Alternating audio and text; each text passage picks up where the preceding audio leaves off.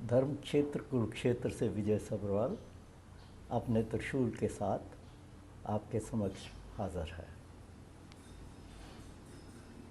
आज मैं कुछ बातें किसानों के बारे में जिनकी पैडी की फसल, जीरी की फसल अब मार्केट में आनी शुरू हो चुकी है, उनके बारे में कुछ ज़िक्र करना चाहूँगा। पैडी की फसल जो है वो कुछ वैरायटीज़ वगैरह 1509 वगैरह जो है वो आ चुकी हैं और किसान नेता जो हैं वो मांग कर रहे हैं कि सरकार जो है वो मंडियों में अपनी ख़रीद चालू करे। सरकार की कुछ एजेंसियां होती हैं जो इस पैडी को ख़रीदती हैं और फिर वो पैडी जो होती है वो शेलर वालों को शेलिंग के लिए दे दी जाती है ताकि उसमें से चावल निकाल लिया जाए। उस चावल को जितनी पैडी कोई शेलर वाला लेता है एफसीआई से या department of food and supply या हैफेड वगैरह से, तो उसका 67% वापस चावल देना होता है। बाकी अगर कुछ बच जाए तो वो उनका, अदरवाइज़ जो रेट है पर क्विंटल पैडी का वो उनको दे दिया जाता है और 67% पैडी का जो होता है वो चावल ले लिया जाता है। इसमें पिछले सालों से बहुत तगड़ा स्कैंडल हो रहा है। पंजाब और हरियाणा में हर साल अखबारों में इसकी इन्वेस्टिगेशन करने के बाद काफ़ी बार ये चीज़ सामने आई है, लेकिन अभी तक उसका कोई समाधान नहीं हुआ। और ये जो स्कैंडल है थोड़ी देर में मैं आपको बताऊंगा, वो इसलिए कि आज यहाँ भारतीय किसान यूनियन के नेशनल प्रवक्ता हैं, उन्होंने राकेश बैंस, उन्होंने एक प्रेस कॉन्फ्रेंस करके एक इल्ज़ाम लगाया है कि जो मार्केट कमेटी के ऑफिसर्स हैं या गवर्नमेंट की जो एजेंसियां हैं जो प्रोक्योर करती हैं पैडी को, वो उनको उनकी आरटीआई का जवाब नहीं दे रही। और बैंस जी ने यह कहा कि उन्होंने आरटीआई ये सारी डिटेल लेने के लिए डाली कि भाई पैडी कितनी मंडी से ली गई, या ज़मींदारों का जो मेरी फसल वाला पोर्टल है, मेरी ज़मीन मेरी फसल, उसकी डिटेल वगैरह उन्होंने काफ़ी मांगी। जो डिटेल उनको आरटीआई के थ्रू पूरी तरह नहीं दी गई और उनका इल्ज़ाम ये है कि ऑफिसर जो हैं इस डिटेल को इसलिए छुपाना चाहते हैं कि वो बहुत बड़ा स्कैंडल है, करोड़ों नहीं अरबों रुपए का, जिसके वो हिस्सेदार हैं खुद।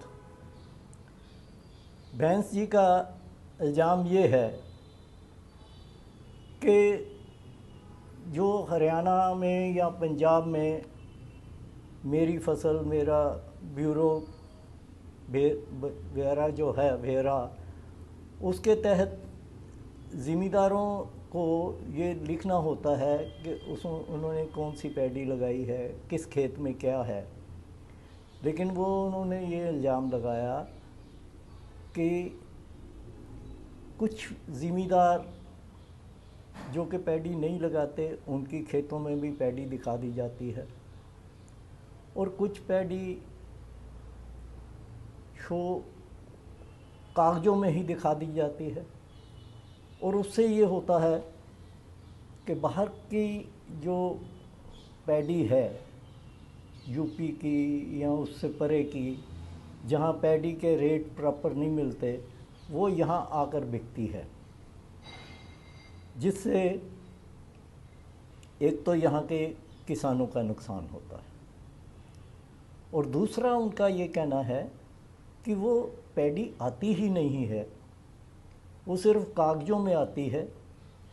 कागज़ दिखाते हैं कि इतने हज़ार एकड़ की पैडी पर एकड़ के हिसाब से इतनी वो इस मंडी में आई, उस मंडी से वो कागज़ों में ही राइस मिल को चली गई, जबकि वो पैडी नहीं गई, सिर्फ एंट्री गई। और जब वो एंट्री गई राइस मिल वालों को, तो उस एंट्री के बेस पे उसको 67% राइस देना है। तो वो 67% राइस जो है, अब वो कहाँ से लाते हैं? अब उसकी पूरी उन्होंने जो स्कीम है वो उन्होंने बताई।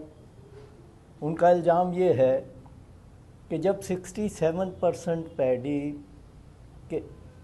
के अगेंस्ट 67% राइस यहाँ शैलर वाले देते हैं, वो राइस पीडीएस का होके, यानी कि पब्लिक डिस्ट्रीब्यूशन स्कीम के तहत जो राशन डिपुओं को जाता है और जाके लोगों को 1 रुपये किलो या 5 जो भी स्कीमें हैं फ्री राइस देने की, उस राइस में वो बिहार में, मध्य प्रदेश में या उससे आगे या यूपी में जिस जिस जगह जाके बिकता है, लोगों को कुछ परसेंटेज तो उसकी डिस्ट्रीब्यूट हो जाती है, लेकिन मेजर पोर्शन जो उसका होता है पीडीएस का, राइस का, वो वापस बिक जाता है।